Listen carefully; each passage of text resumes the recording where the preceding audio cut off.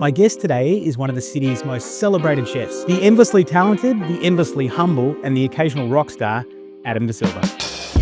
Adam grew up in an Indian-Italian household, which means that food wasn't just nourishment, it was religion. Adam started his career at Hilton on the Park, sharpened his skills at Cosy in South Yarra, and then went globetrotting. So we're at Decca in Alphington today. Adam's cooked for celebrities, critics, and probably half of Melbourne. But today, he's cooking for us, taking us from the delivery room to the dining room in probably the most delicious way possible.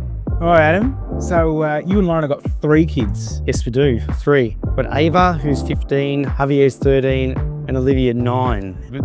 The last meal I ate before becoming a father was pappardelle at Carlton Espresso. So it was a beer and a pasta, and Lauren just sat there because she was having a cesarean. She had to obviously fast. So she's just like going, she's there just going, pappardelle, where she's starving. Lauren took a photo of it as well, and I have this look on my face like, oh my God, sipping the beer, just like, what's going to happen now? Well, life's going to change, or be not turned upside down, but change forever. So obviously, the first meal that Lauren she requested, because the first pregnancy, they're always very cautious about what they eat. Sometimes, they don't want to eat sushi, they don't want to eat oysters, they don't want to eat salami. So anyway, so I went and got some oysters from the restaurant, and then I got some sushi for her also. So I brought it to the hospital, sat in the bed and ate that. So you guys would have been in the hospital for a few days after that, actually. You see, you're at Epworth, right? Yes. Yeah. So we hold on to you for a little bit of time there. Actually, we do. We were 3 days there, and then we did the Park Hyatt thing, which is really good. It is really good. And then that was great because then the kids were older, and I took them for swimming in the pool and stuff like that. This actually dish that I'm making was one of the first dishes that my nonna taught me how to make, because there's a little secret to it also. And the reason why I love this dish, I've always got garlic, I've always got chilies, and I've always got parsley, and even some tomatoes. Heavily salted water.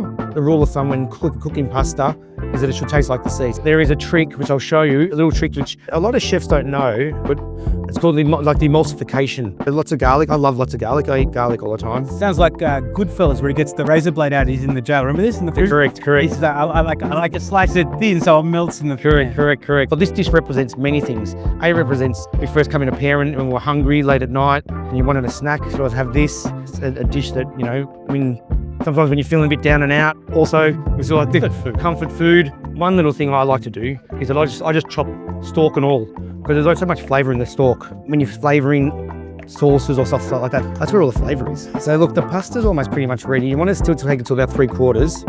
And now what you do is now you take a cup of the pasta water, put it aside, and what we're going to do is just strain it off. So quite a bit of oil, warm it up, and this is like a one-pot wonder. Now this also not only stops the garlic from cooking and burning, but it creates like this emulsification with the oil on the water.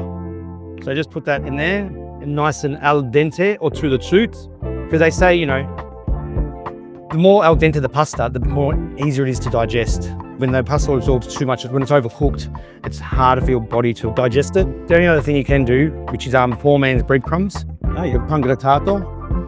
Just a bit of that gives a nice little crunch. Here we go, the spaghettini aglio olio con peperoncino with a bit of pangrattato now. So it looks too pretty to eat. One of the most important things I think growing up, or just being part of a family, is that you sit down and share a meal, talk about your day. It's interesting. I was very strict with the kids when I was growing up eating at the table. I always wanted, don't do this, don't do that, eat like this. But then they see me grabbing food with their hands. And the funny thing is that you always use the same brand of tomato, but then I changed the brand of tomato once. And Ava, my eldest, came in and she ate the bolognese and she goes, Dad, this tastes like crap. What's different? It doesn't taste right. So I got back to the other tomato, which they've grown up on. That's one of the things that I put on the menu that they love, and also is a true representation of my heritage and my culture. It just seems so honest. I was told I'm cooking 3rd cultured food here. Our kids are quarter Polish, quarter Indian, and half Italian. Wow. And obviously Australian. There's a certain authenticism, I think, to the food at Decca. For me, you can just taste the love in the food. It feels like coming home. So I could eat this all day, and I am going to eat this all day. My plan's pretty simple. I'm gonna eat this, and then I'm gonna have a nap, and then I'm hoping when I wake up, there's more of it around. It's been absolutely delightful, Adam. Thanks so much for everything. This is delicious. Your story is incredible, and I'm sure it feels like it's just the beginning. Thank you. Enjoy here. Have some more. I'll do have some more.